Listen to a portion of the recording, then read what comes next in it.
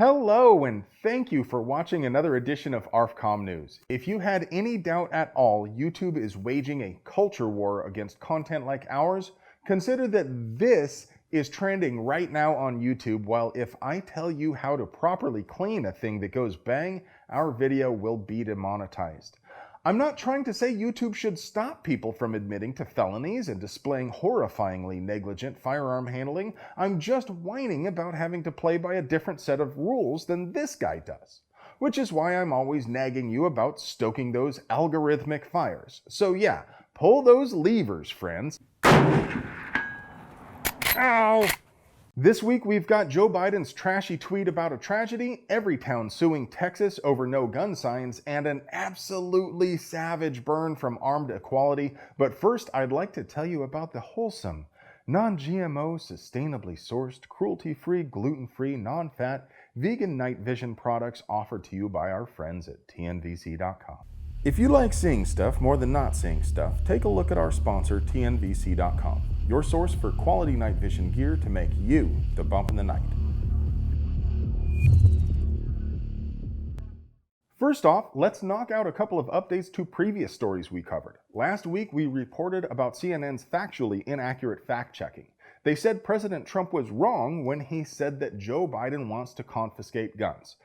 I went into great detail about how full of it they are, and we all had a great time. But, as if to underscore my point, Chester tweeted last weekend that he, you guessed it, wants to ban a bunch of rifles. Never one to pass on an opportunity to take advantage of a tragedy, Creepy Joe saw the attempted assassination of 2 police officers with a handgun as an opportunity to push his ban on scary black rifles. Now, I don't want to flagellate a deceased equine any more than I already have, but just for the record, Corn Pop, weapons of war are the only sort that really matter. A strong case could be made that the 2A actually only protects weapons of war. That is, the people have a right to own and carry AT-4s, but legal restrictions on hunting shotguns might actually be constitutional.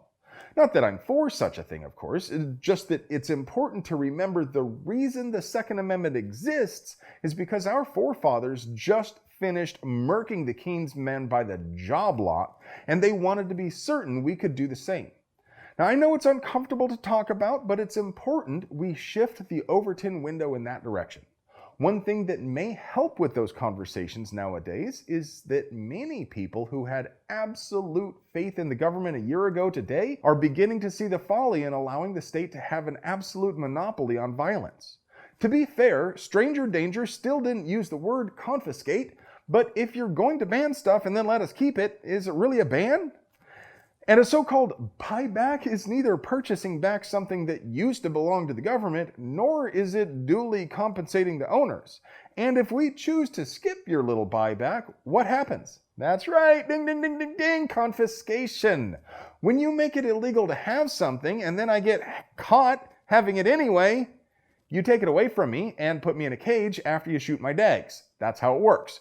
Registration, confiscation, extermination. Don't believe me? Ask an American Indian. And a couple of weeks ago, we reported on the Ninth Circuit vacating a ruling which upheld the California stand ban on standard capacity magazines and granting an en banc hearing. Now, 17 states have filed an amicus brief supporting the ban. 17 sounds like a lot, right? That's like a third of the country. Of course, I can't help but note that 1, these things aren't decided by majority, and B, that's not even close to a majority. Look, I don't care if a whole bunch of states filed amicus briefs expressing their belief they should be allowed to sell human beings. It's still wrong, it's still unconstitutional, and that's why we have the Bill of Rights in the first place. It exists to explicitly state what the government is not allowed to do, even if they really, really want to, even if lots of them agree. As you may be aware, oligarch Michael Bloomberg has set up several puppet organizations through which he can exert his political will without overtly violating campaign finance laws. And while I believe in every man's right to be heard, I am uneasy about the immense power wielded by one man. The handful of other gun control groups have practically faded from existence. Remember the Brady campaign? Everytown is like a money laundering scheme, but for politics. And now they're suing pretty much the whole state of Texas over 30-6 signs. Or more accurately, this list of folks is suing these officials, and the plaintiffs are represented by Bloomberg's lawyers.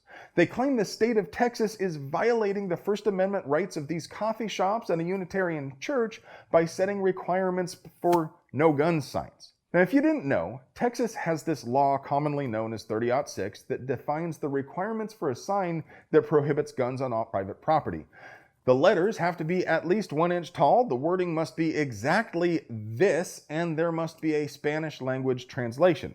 That results in compliant signs that are roughly 2 feet square. I think most of us can agree that a sign like this posted near an entrance is indeed quite prominent. And it had better be. Because if you walk past that sign with a gun on you, you can be arrested and charged. Period. Texans are serious about that. If a business owner wanted to prohibit guns but didn't want to post a sign exactly like that, they certainly can. The First Amendment absolutely does safeguard their right to post or not post whatever signs they wish. And no Texas law says otherwise. It's perfectly legal to stick a postage stamp-sized "no guns" sign 12 feet above your entrance. But if someone claims they didn't see the sign, they can only be arrested after they've refused to leave. So the law isn't infringing on First Amendment rights because you can post or not post whatever you want. All the law is doing is establishing a standard that we can all agree is prominent enough that no one can credibly say they didn't see it.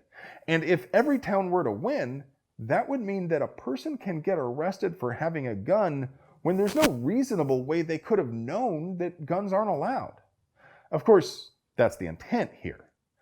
Everytown wants to create a situation where people are afraid to exercise the fundamental human right of self-defense. You never really know if you saw all the signs, so best just be safe and leave it in the car, right?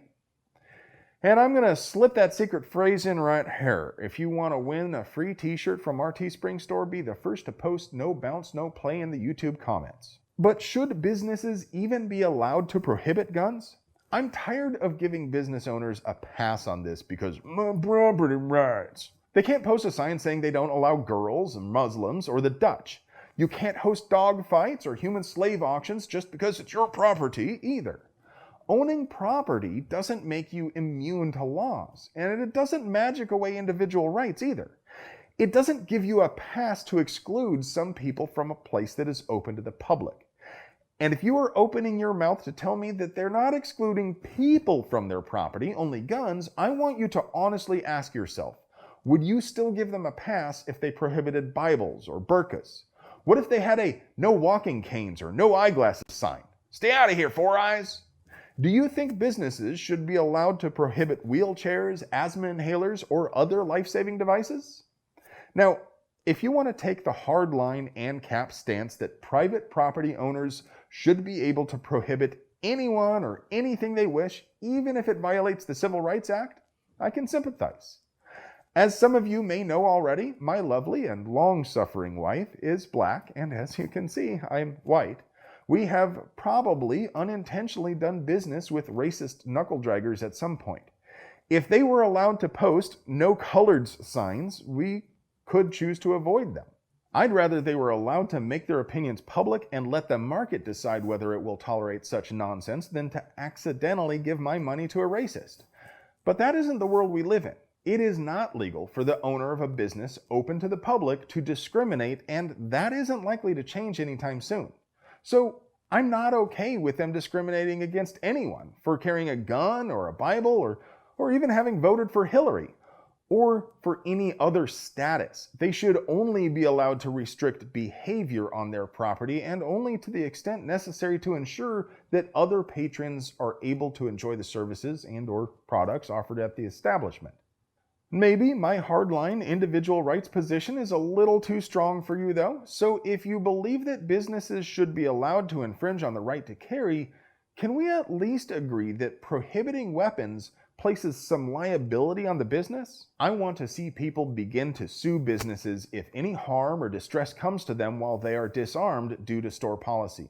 I think it's reasonable to argue that by interfering with my ability to defend myself, you assume a larger portion of the responsibility for my safety than you would otherwise. What do you think? What happens when individual rights push up against property rights? Comment below. As sticky as it might be to try to untangle individual rights from property rights, what is not remotely sticky is the fact that government is explicitly prohibited from infringing on the right of the people to be armed. But that didn't stop the petty bureaucrats on the Arlington County, Virginia board from voting unanimously to declare county buildings, parks, and permitted events as defenseless victim zones, even though most of the dozens of people who testified at the meeting were opposed to this obvious overreach. Board Chair Libby Garvey downplayed the overwhelming opposition to the scheme by saying, "After hearing from many people both for and against this measure, the board has adopted gun restrictions that we believe reflect the values of our community." If you would like to express your displeasure with the Arlington County Board, you can call them at 703-228-3130. Ask to speak with any of these 5 members and tell them you are disappointed they have followed suit with Governor Blackface in suppressing the people's right to defend themselves while legally protesting. As always, be civil, concise, and considerate. People remember how you make them feel, not what you say. Sheriff Gerald M. Baker of Wake County, North Carolina, was sued last month for his failure to issue concealed carry permits within 2 weeks of application in accordance with state law. It probably isn't fair to claim that he was just sitting around doing nothing, though, because the wave of new gun owners that has absolutely smashed records for NICS checks every single month this year has also brought a wave of permit applications as well. But just because something is challenging does not relieve government workers of their obligation to comply with state law and the due process clauses of the 5th and 14th Amendments to the United States Constitution. Thankfully, the lawsuit has compelled the sheriff to assign more personnel to process applications, and the department seems to be coming into compliance. And just in time, too, because the town council of Holly Springs, which is in Wake County, North Carolina, has decided to ban open carry in public parks and town buildings in direct conflict with the state's preemption law. Like many states, North Carolina has a law that prevents municipalities and counties from creating an incomprehensible patchwork of confusing and contradictory weapon laws, but the town council has simply ignored it.